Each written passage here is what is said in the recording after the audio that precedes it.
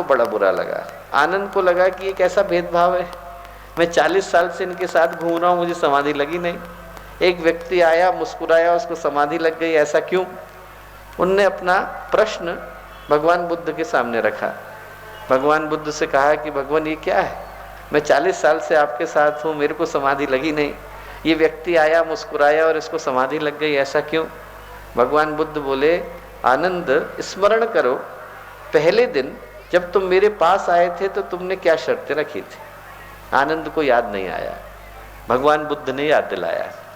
बोले, याद करो, जब तुम पहले दिन मेरे पास आए थे उस दिन तुमने कहा था कि भगवान जिस कक्ष में आप सोएंगे उसी में मुझको भी सुलाइएगा। हमेशा सुलाया।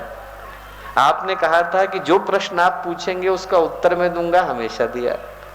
आपने कहा था कि जिससे आप मुझको मिलाओगे उससे मैं मिलूंगा, तो हमेशा मिला। समाधि आपने मांगी नहीं, मैं दे सकता नहीं था। जो आपके हृदय की पुकार है उसी को पूर्ण कर पाने का अधिकार गुरु को होता है। मुक्ति हम मांगेंगे हमें मिलेगी, मोक्ष हम मांगेंगे हमें मिलेगा, निर्वाण हम मांगेंगे हमें मिलेगा। हमने यदि बच्चे की नौकरी मांगी तो वो मिलेगा, हमने यदि मनोकामनाएं मांगी तो वो मिलेगा। हम भगवान के सामने खड़े हैं। भगवान ने कहा, भगवान बुद्ध ने कहा, मैं वही दे सकता हूं जिसको तुम्हारे हृदय ने चाहा। और बोले, ऐसा है आनंद, इस संसार में 4 तरह के शिष्य होते हैं, 4 तरह के घोड़ों की तरह होते हैं। कैसे? बोले, देखो, कुछ घोड़े तो ऐसे होते हैं जिनके लिए इशारा काफी होता है।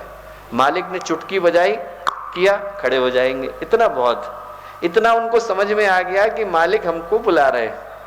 कुछ घोड़े ऐसे होते हैं जिनको सहलाना पड़ता है तब खड़े होते हैं, थपथपाया थोड़ा तब खड़े होंगे। कुछ घोड़े ऐसे होते हैं जिनको चाबुक डंडा लगाना पड़ता है तब खड़े होते हैं। बोले, कुछ ऐसे होते हैं जिनके ऊपर आप कितने भी डंडे बरसा लो अपनी जगह से हिलते नहीं।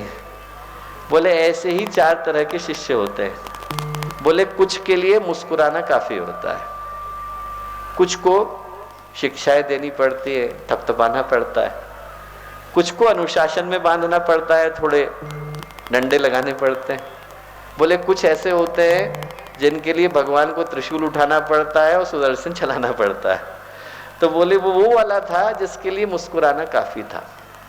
जो दीक्षा का मूल आधार है वो यही कि हम वो